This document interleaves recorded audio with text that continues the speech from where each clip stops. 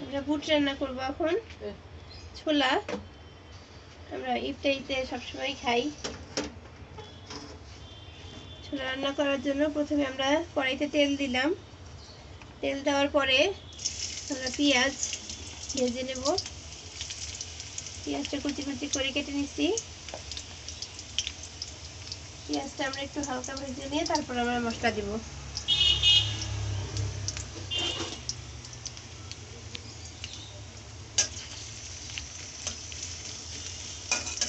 আমরা এখানে পেঁয়াজ বেরেস্তাও দিব, আবার পেঁয়াজ বাটাও দিব, তাহলে আমাদের বুটটা মাখা মাখা হবে, খেতে মজা লাগবে।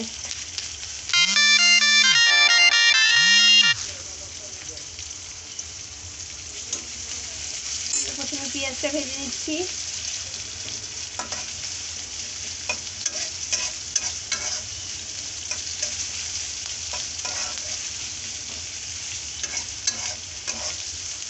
আমি ভিডিও কাটতেছি না, আপনাদের সুবিধার্থে পুরাটা ভিডিও দেখাই দিচ্ছি। পেঁয়াজটা হালকা একটু লাল হয়ে আসলে আমরা মশলা দিয়ে দেব।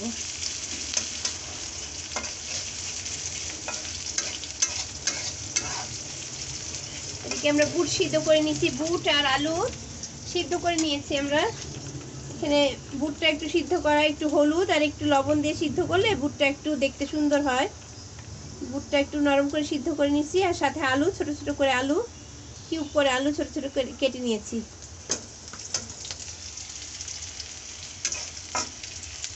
এই সিদ্ধ বুটটা আমরা এই মশলার মধ্যে দিয়ে দেব, তারপর আমরা রান্না করব। আমাদের পেঁয়াজটা প্রায় হয়ে গেছে, আমরা এখন মশলা দিব। একটু হলুদের গুঁড়ি আধা চামচ, মরিচের গুঁড়ি,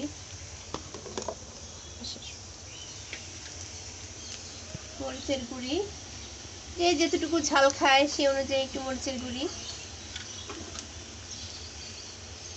1 চামচ কেউ খায়, কেউ আধা চামচ খায়, যে যেরকম খায়। আমরা একটু পানি দিয়ে দিচ্ছি, তাহলে মশলাটা পুড়ে যাবে। আমরা একটু পানি দিয়ে দিলাম, তারপর আমরা বাকি মশলাগুলো দিয়ে দিচ্ছি এক একে। ধনিয়ার গুঁড়া 1 চামচ, 1 চা চামচ, 1 চা চামচ পরিমাণ ধনিয়ার গুঁড়া,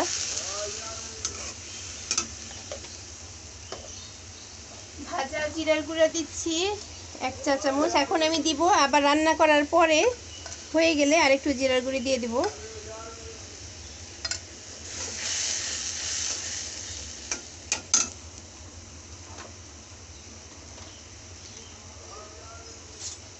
আদা রসুন পেস্ট দিচ্ছি, রসুন বাটা 1 চামচের একটু কম।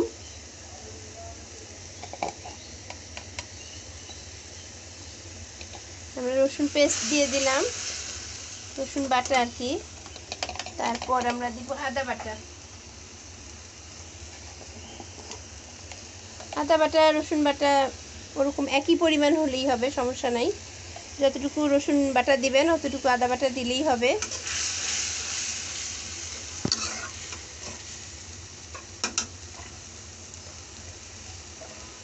এবার আমরা স্বাদ মতো লবণ দিয়ে দিব, যতটুকু প্রয়োজন বুটে আপনারা খেয়ে দেখবেন, যতটুকু লাগে ততটুকু লবণই দিবেন। মশলাটা আমরা কষানোর জন্য এখন নাড়াচাড়া করে একটু পেঁয়াজ বাটা দিয়ে দেব।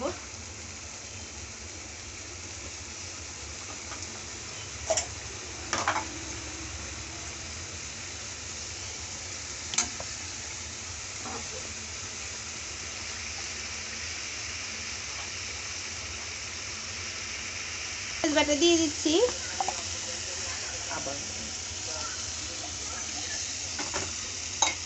আমরা এখন পেঁয়াজ বাটা দিয়ে দিচ্ছি। পেঁয়াজ বাটা দিলে হয় কি, একটু মশলাটা মাখা মাখা হয়, দেখতে একটু মাখা মাখা লাগে, খেতেও ভালো লাগে।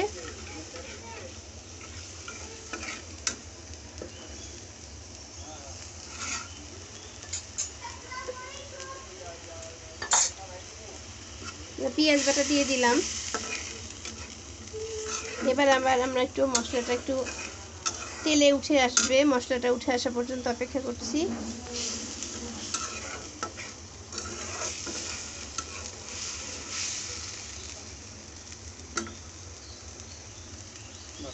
আমাদের মশলা কষাতে 3-4 মিনিট লাগবে। তো এই 3-4 মিনিট আমরা অপেক্ষা করছি, তারপর আমরা বুট দিয়ে দেব মশলাতে।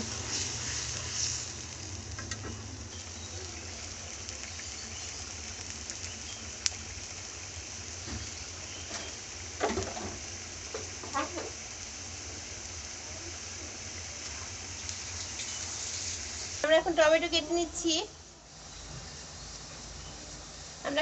কেটে নিচ্ছি। বুটে দেওয়ার জন্য। টমেটোটা দিলে হয় কি একটু মজা লাগে খেতে, কালারটাও একটু সুন্দর আসে। আমরা এখন টমেটো কেটে নিয়ে মশলার ভিতর, কষানো মশলার ভিতর দিয়ে দেব। মশলাটা প্রায় কষানো হয়ে গেছে। এই কষানো মশলার ভিতরে আমরা টমেটোটা একটু দিয়ে নাড়াচাড়া করে নিলাম। এই যে আমরা টমেটো দিয়ে দিচ্ছি।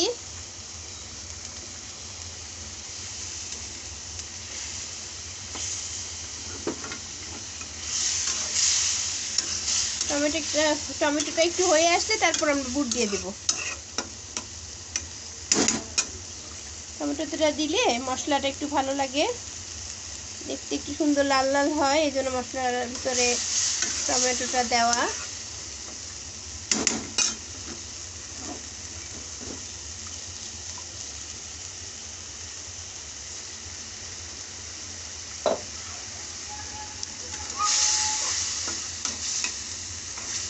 তো দেখতে পাচ্ছেন আমরা টমেটো মশলাতে দিয়ে ভালো করে কষাই নিচ্ছি।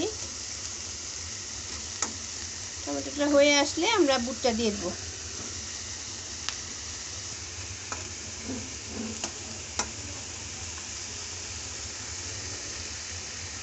এখন আমরা বুট দেব। বুট আসলে 4-5 জনের মতো আন্দাজে আমি ভিজাইছিলাম বুটটা, 4-5 মুঠ হিসাবে বুটটা ভিজানো। সকালবেলা বুটটা ভিজায় রাখলে তারপরে বুটটা আমরা সিদ্ধ একটু ফুলে উঠলে বুটটা সিদ্ধর জন্য দিয়ে দেওয়া হয়। বুটটা সিদ্ধ বুটটা আমি এখন এই মশলার ভিতর দিয়ে দিচ্ছি। বুট আর আলু কিউব করে কাটা ছিল, আলুটা দিলে বুটে ভালো লাগে, এই জন্য আলুটা দেওয়া। দেখতেও একটু ভালো লাগে, খেতেও ভালো লাগে, মাখা মাখা হয়। আলুগুলো ভেঙে যায়, তো আলুগুলো ভেঙে গেলে, টমেটোটা ভেঙে গেলে মাখা মাখা হলে খেতে ভালো লাগে।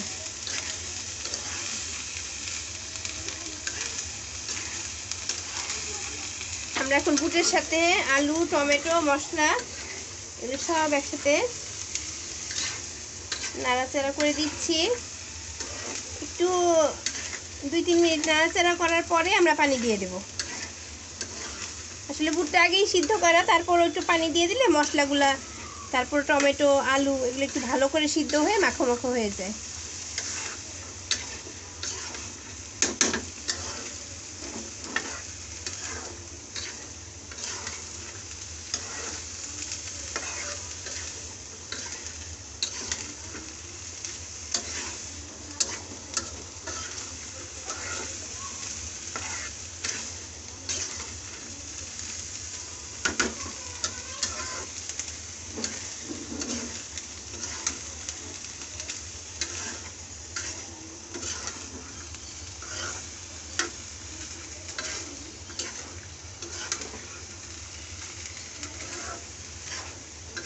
আমরা একটু কষাই নিচ্ছি। বুটটা একটু ভালো করে একটু মশলার ভিতর কষানো হলে আমরা পানি দিয়ে দেব।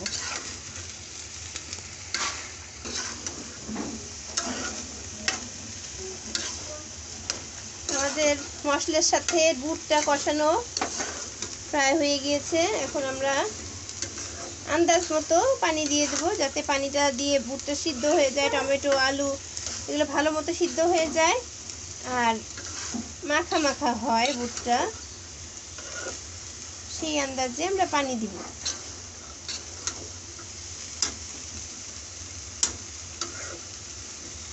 এখন আমরা পানি দিয়ে দিচ্ছি।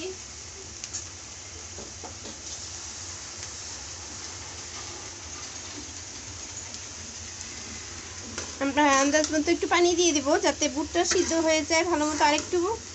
আর টমেটো আলু এগুলো যেন সুন্দর করে সিদ্ধ হয়ে বুটের সাথে মাখামাখা হয়ে যায়। পানি দিয়ে দিচ্ছি। পানি দেওয়ার পরে নাড়াচাড়া দিয়ে ঢেকে দিব 15-20 মিনিটের জন্য। আশা করি তাতে এই সময়ের মধ্যে হয়ে যাবে আমাদের বুট রান্না করা।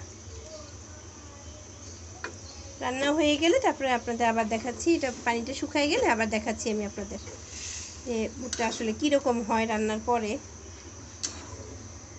আমরা পানি দিয়ে ঢেকে দিচ্ছি, অপেক্ষা করছি 15-20 মিনিট।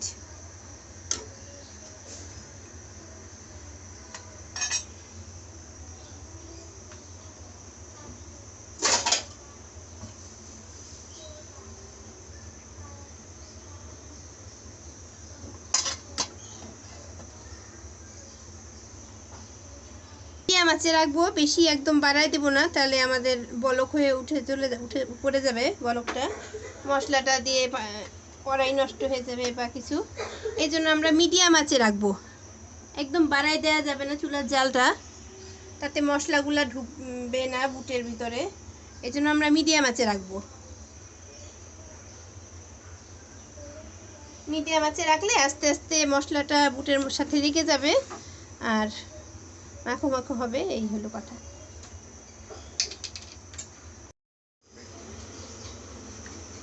ফিরে আসলাম 15-20 মিনিট পরে। 20 মিনিট পরে আমরা এসে দেখলাম বুটটা প্রায় হয়ে গিয়েছে।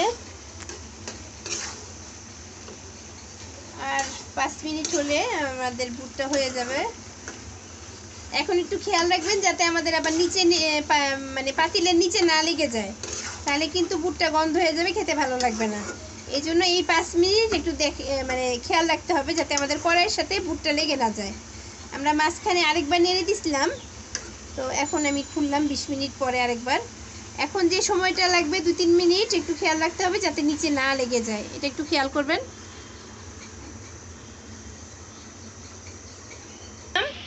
আরও 5 মিনিট পর দেখেন আমাদের বুট রান্নাটা অলমোস্ট ডান হয়ে গেছে, মাখা মাখা হয়ে গেছে, নিচে লাগেও নাই, আবার একদম যে শুকায় ড্রাই হয়ে যাবে সেটাও হয় নাই।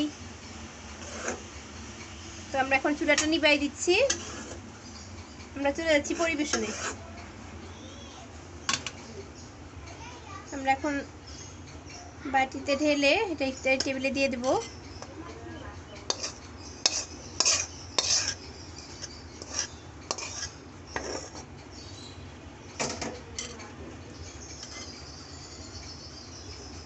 উপরে ডেকোরেশন করে দিব।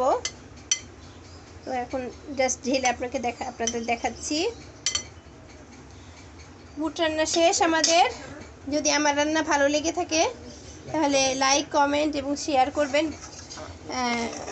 আমার পেজটিতে সাবস্ক্রাইব করবেন, লাইক করবেন, বেশি বেশি শেয়ার করবেন, আমার পাশেই থাকবেন যাতে আমি নতুন নতুন রান্না আরও আপনাদের প্রেজেন্ট করতে পারি। আমি চিন্তা করব যে আপনাদের মানে রান্না শেখানোর চেষ্টা করব, আর বেশি বেশি করে যাতে সব কিছু বলে আপনাদের বোঝানো যায় সেই চেষ্টাই করব। আল্লাহ হাফেজ।